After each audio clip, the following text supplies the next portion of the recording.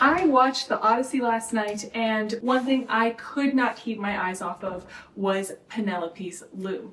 So I'm going to try to construct my very own Bronze Age kind of inspired warp-weighted loom while we talk a little bit about the mythology around weaving, spinning, and fiber arts in Greek and Bronze Ages, how this loom even works, including how Penelope managed to kind of trick her suitors and how that kind of weaves into the rest of the story in a symbolic way, in my opinion, and what was she even weaving and what was the significance of the piece of fabric that she had on her loom. I think the first thing that stood out to me when I was going back and refreshing my memory a little bit on the poem The Odyssey, the word for loom and the word for ship mast is the same thing. It's histos, and it means an upright thing. And I think that's kind of the first very interesting tie between Penelope and Odysseus in the story, because Penelope is standing at her loom in order to suspend her time and buy her time to get back to Odysseus, and Odysseus lashes himself to the mast of his ship in order to get past the sirens. So they're both using their histos in order to survive and come back to each other. More accurately, the word means standing thing, so maybe the standing ship mast or the upright beams of the loom, or the fact that you oftentimes will stand at it, although Penelope is depicted in the movie as sitting at her loom, which also looks a lot nicer than the one that I'm building. These are literally just pieces of wood that I was able to gather that were kind of the right size, shape, and length to make a fully functioning Bronze Age ancient Greek loom. The warp-weighted loom that I'm building right now is a lot more ancient than even ancient Greece. It existed for a long time before the Odyssey takes place, or the Odyssey is written down, or the events in it take place. So this is a very well-known loom type, and it was used in Scandinavia regularly up until the 20th century. And I think it's very, very interesting that Penelope uses it in order to trick the people who are trying to overthrow her kingdom from her and her husband Odysseus by unweaving the weaving at night. And I want to test that and see how easy it is to unweave my weaving that I do for a little bit on this loom at night by lantern light. And with that stick, our loom is actually complete. A warp-weighted loom is an ingenious piece of technology, but I can literally make it with a few branches, and I'm gonna go in my backyard and pick up some stones for my warp weights, and then we will get this loom worked up, and we'll talk a little bit about how fiber crafts and mythology and life were so intertwined. Homer's poems, both in the Odyssey and the Iliad, have so much weaving in it as a symbolism for life and the future. And so I think it's interesting to talk a little bit about that before I weave a little bit and show you what exactly was Penelope weaving on her loom in the Odyssey.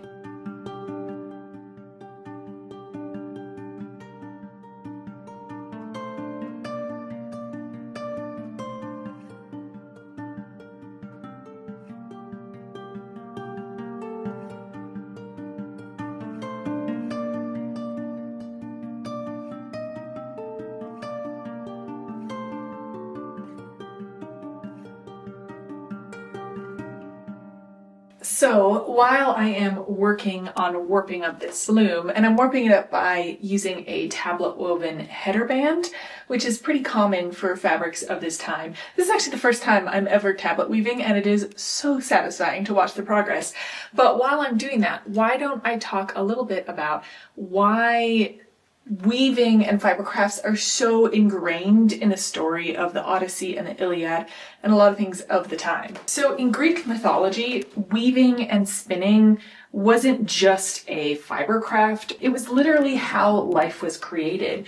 In Greek mythology, lives and destiny are portrayed by the three fates. The three fates are Clotho, who is the spinner, Lachesis, who measures out your portion, and Atropos, who cuts off the thread of your life to determine the end. So when people are depicted as spinning and working on fiber crafts, there is oftentimes a much deeper meaning than literally just the manufacture of yarn and cloth. They are literally weaving and spinning the lines of lives and fates. So it almost feels like every single warp thread that I'm hanging and weaving right now is like a life that is being woven into the tapestry of its story. Going back to the original poem that Homer wrote, it actually opens up mentioning that we arrive at the year that the gods had spun for Odysseus to come home. And it's really interesting to notice that a lot of times spinning is what the gods do, and weaving, scheming, planning, like Odysseus often does, and Penelope as well,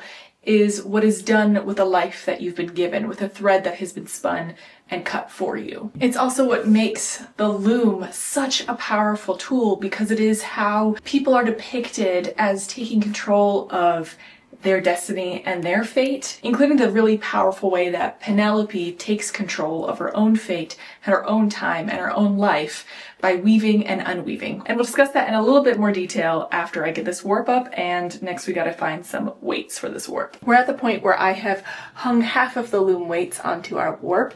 This is part of what makes it called a warp weighted loom, because the warp threads are weighted. I just used stones from my backyard, but in history, a lot of very uniform and regular clay pieces or rocks would be used, especially in ancient Greece when this mythology takes place, as well as in Troy.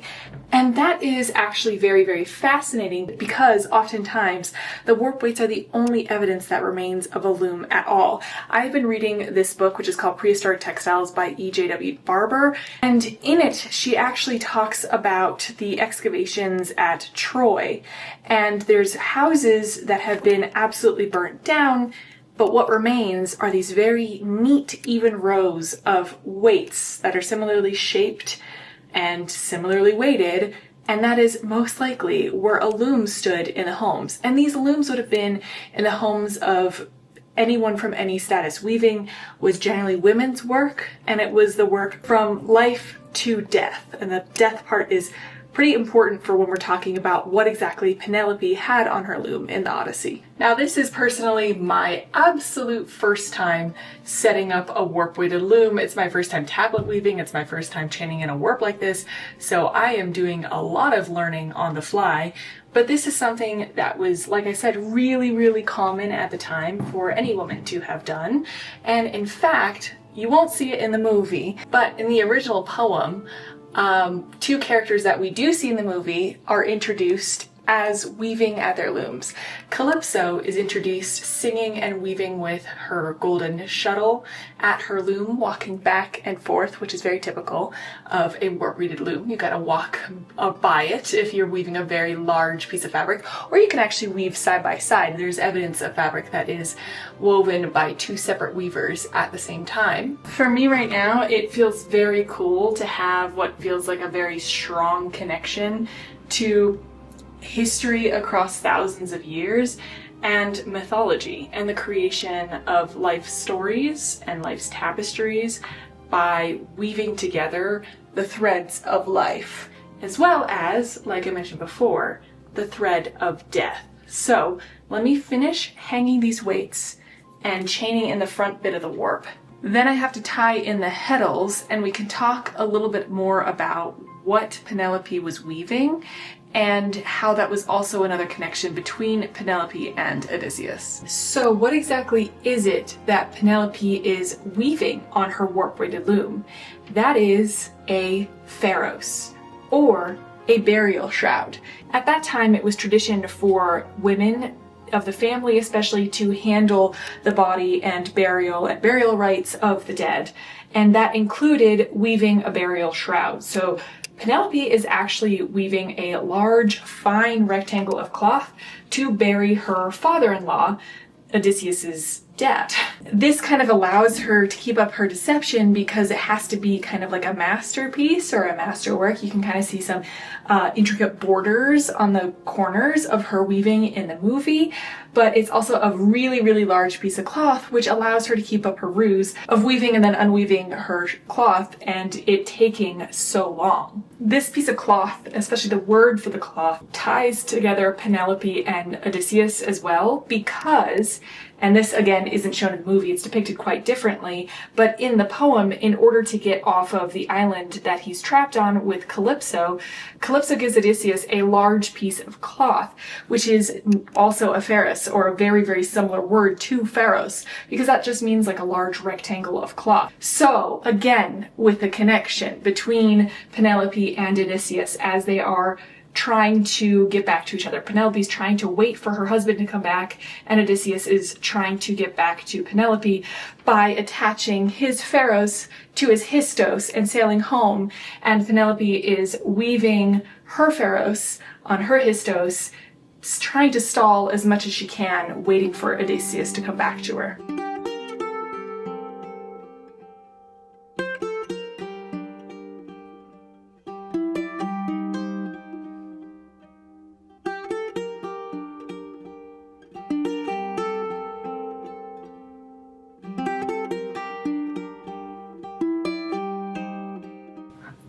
That was the last knit heddle.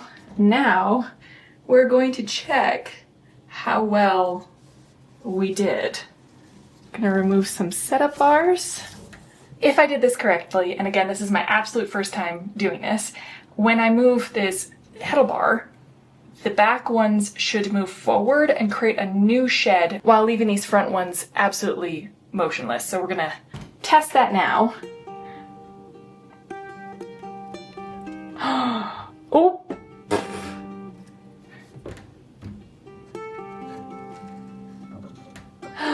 And we have successfully created a clean other shed. Oh, it looks like I missed one, so let me fix that. But other than that, we're looking good. All right, so I think we're gonna start our weaving now. I'm pretty sure I've made some mistakes. I've noticed them as I was testing out my knitted heddles, but that's fine. This is my first weaving, so I think that'll be okay. All right, so there is one throw of the weft in our loom.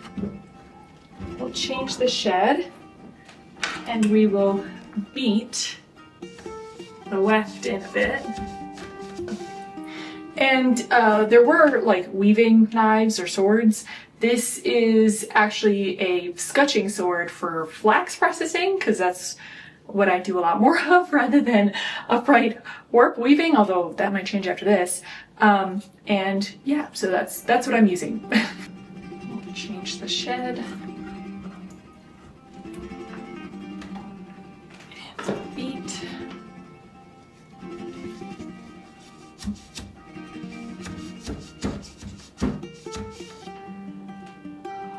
We're making cloth. We're making fabric. Oh my goodness, this is so exciting. Okay, I am just going to weave for a while and see how our cloth turns out. Wish me luck. But yeah, this is the start of cloth right here.